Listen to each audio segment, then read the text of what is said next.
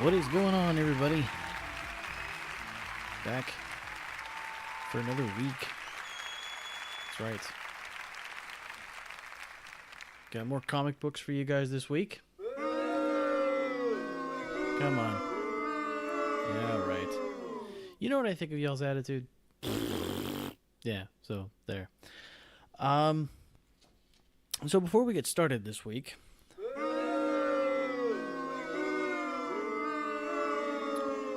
oh, it's going to be one of those weeks, I can already tell. Again, before we get started this week, I had the opportunity last week to interview an illustrator. That's right, an illustrator. Jason Lennox was on the show. Yep, that episode is up now. You can listen to it. It was a very long episode, almost 2 hours.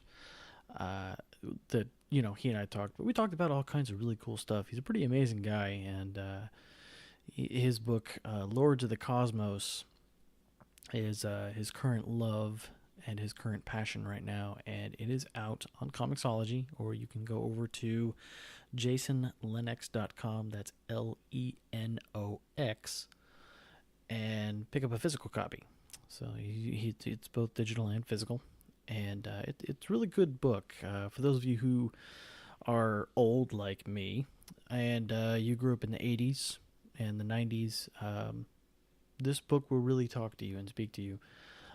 It's very Saturday morning cartoon, He-Man, Thundercats kind of comic book, and it centers more around the villains in the first couple of issues more than anything else, which I liked. I'm a villains kind of guy, and yeah, thank you. I always feel like the villains get the short end of the stick. So yeah, check it out. You can find him at jasonlennox.com. Search for him on Twitter and Instagram, and check out the episode. He and I have a really good conversation about a whole bunch of stuff, and I'm sure he and I could have kept going on and on and on and on, like I'm doing right now. But hey, it was a good conversation, and this is something that I'm going to push to do hopefully a lot more of. You'll be hearing a lot more interviews come around this year, and not just from Comic Palooza or things like that. I'm really going to start pushing to get more special episodes and interviews for you guys. And speaking of stuff that is special, I recently started paying attention to my episode count, and I discovered that I am coming up on issue 100. This is issue 92 that I'm putting out right now, and issue 100's kind of a big deal. So issue 100, episode 100, as it were, will be coming out pretty soon. Probably gonna have to start figuring out what I'm gonna do for something special for that. I don't know yet. I've got time, a little bit of time. Anyway, 6 weeks to figure something out. I'll see if I can thread something together. 100 episodes.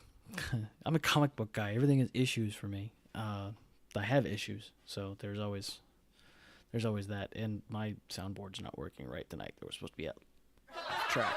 Thank you. The problems you have when your fingers are so calloused and you go to press buttons on your touchscreen tablet that sometimes the tablet doesn't recognize your touch. So, yeah. Maybe I'll end up getting one of those pens. But, what do you say we get off into some comic books, huh? Thank you. All right. First up, we've got Prodigy, issue number 2. So, Crane and our new CIA friend are heading toward the Kremlin to look for a rubbing of this wall that's got supposed to have some kind of information as to what's going on. I guess kind of a foreseeing of the future of this invasion that's going on from a parallel world.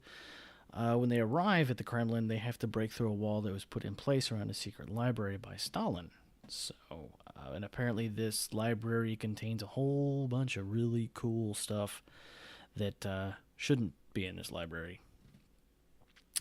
Probably, probably one of the things that's like, oh, it contains the secret location of the Ark of the Covenant. Of course it does. Why not? It's comic books.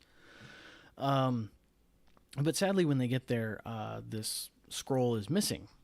So now their journey is going to take them to the Himalayas, where the original wall where this rubbing was taken was found. And elsewhere, we find an organization that has just been revealed called the Brotherhood of Dragon. And it's revealed that they have some nefarious intentions.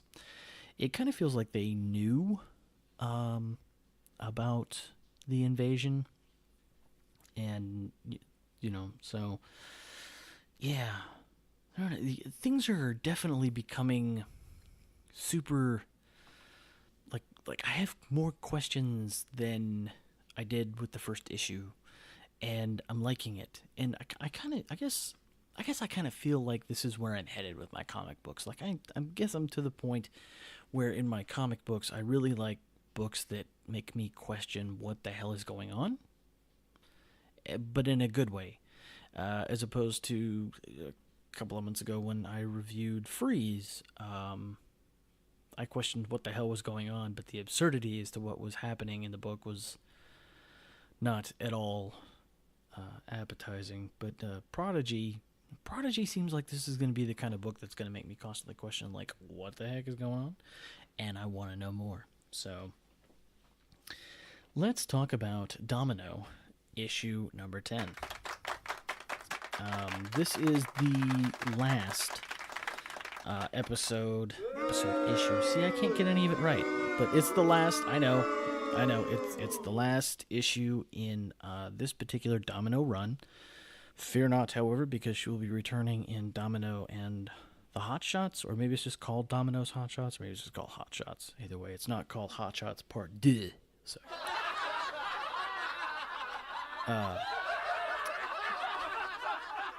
thank you.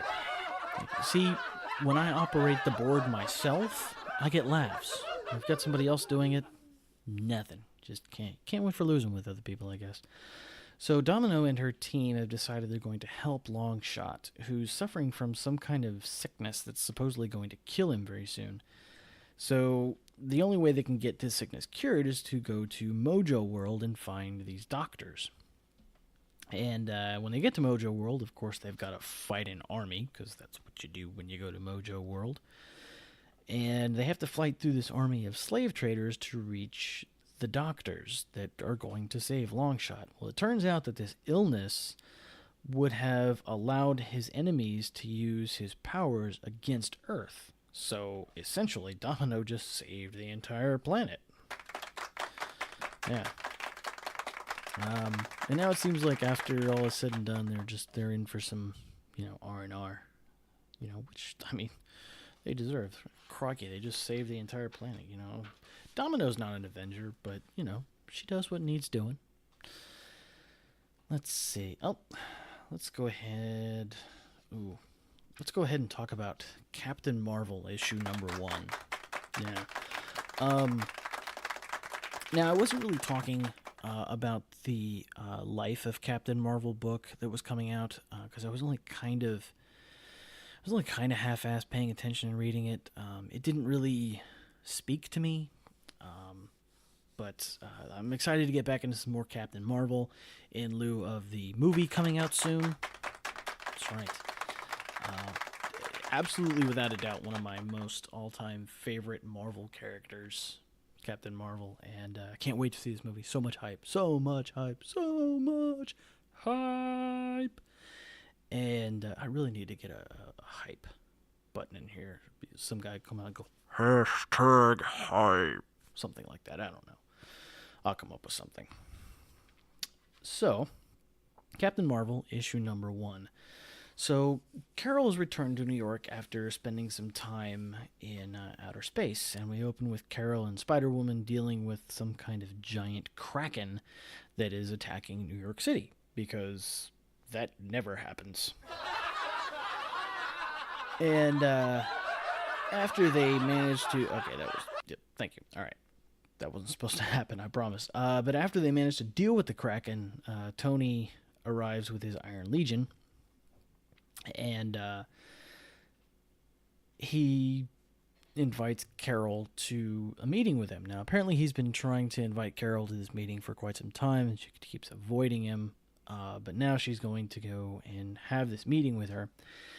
And in this meeting, it's kind of an interview, I guess, as it were. Apparently, with everything that's been going on with the Avengers and bad PR and things going wrong, and so they kind of want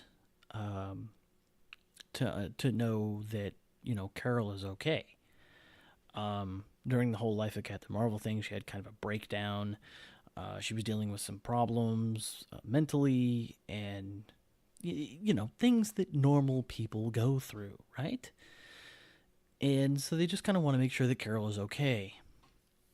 And while in the meeting, Rhodey shows up because, of course, Rhodey is alive again. For those of you who don't know, back before Civil War II occurred, there was a fight with Thanos. He came to Earth, and Thanos blasted a giant hole in him. So Rhodey was dead for all intents and purposes. And I had to look up how and why he came back, but suffice it to say, comic books, he's back, and everybody is just okay with it. Because comic books, that's just the way things happen. Rhodey's alive again, yay. And he's looking to kind of rekindle the relationship that he and Carol had, before everything went south. So they decide they're going to go out on a date. And on this date, a reporter shows up to talk to Carol that apparently was supposed to be scheduled for during the date, and the date happened, and, dates got crossed.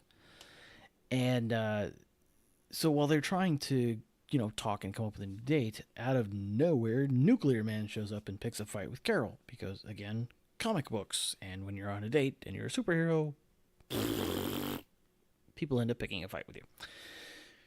So Carol ends up fighting Nuclear Man, and Rhodey calls in for backup, and Thor, Tony, and Steve arrive, but again, after Carol has already beat the piss out of Nuclear Man.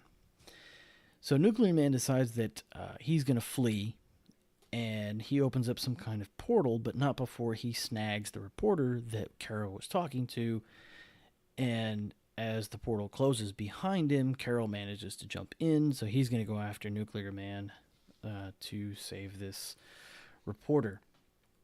Now, there's a tease for the next issue. I have not looked and seen what issue 2 is going to be like or about or anything like that, but it looks like the portal kind of got open to some kind of dystopian future, which, of course, frickin' never happens in comic books. Am I right? That just like never ever happens. So it was not the button that was supposed to get pressed. I might have to do something about this. This is getting ridiculous. Maybe use the other hand, I guess. I don't know.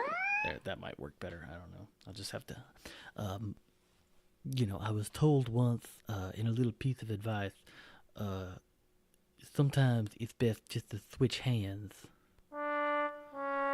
Yeah. That joke went real fast. So, I guess it kind of seems like she ends up in some kind of dystopian future, I guess. I don't know. But, it's a Captain Marvel book, so I'm interested to see where this thing is going to all play out. So next up, let's talk about Young Justice, issue number 1.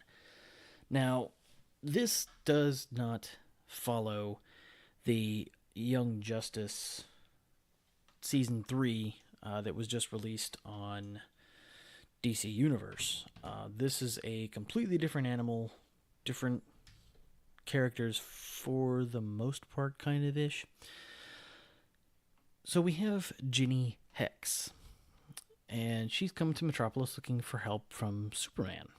That's when, out of bloody fucking nowhere, the army of Gem World comes and attacks looking for Superman. Now, for those of you who don't know, Gem World is a world running parallel to ours. It's supposed to be part of the 52 universes, or it's supposed to be part of the multiverse, but it's never really been established if it is or it isn't. It's a really weird thing. But luckily, Robin and Wonder Girl show up, and so they, step up, and out of nowhere, these two are now in Metropolis, and they're going to pick a fight, and then Impulse shows up, and then this teen lantern, supposed to be a teenage Green Lantern, shows up out of freaking nowhere.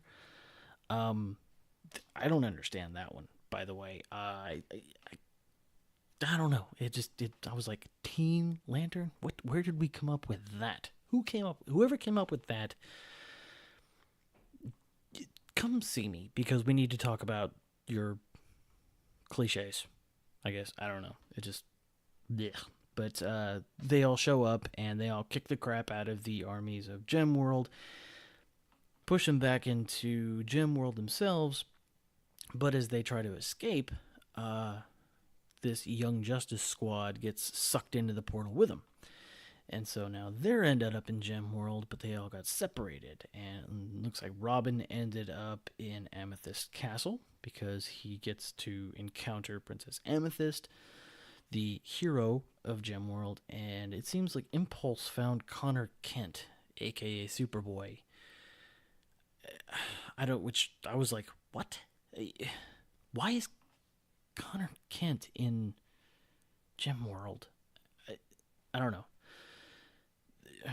So this seems like it's going to be its own meat and potatoes as far as the 52 goes.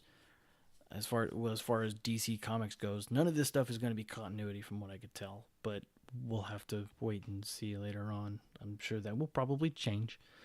Who knows? I don't know. I'm kind of interested at this point to see where it goes. I'm not really sure. Maybe I'm going to give it a few issues and see if we get somewhere productive with it or not. But right now, I just don't know. So stay tuned to see if we get somewhere that works, or if I end up the whole thing. So, all right. Let's see. Uncanny X-Men issue number 9. About that. Let's see, what else do we got here? Maybe, let's do Uncanny X-Men issue number 9. So Nate has taken over Legion's mind, and now he looks to destroy the X-Men. Armor, Rockside, and Glob attempt to subdue Nate's horsemen, who now include Storm, out of nowhere. And while Jean calls all of the X-Men to their location to help, will they be enough for the combined power of Nate, Grey, and Legion? Essentially two of the most powerful mutants in the X-Men universe. Nate Grey or X-Man, is definitely the single most powerful mutant ever. And I would say Legion is definitely right behind that. He's definitely on par with the likes of, Magneto and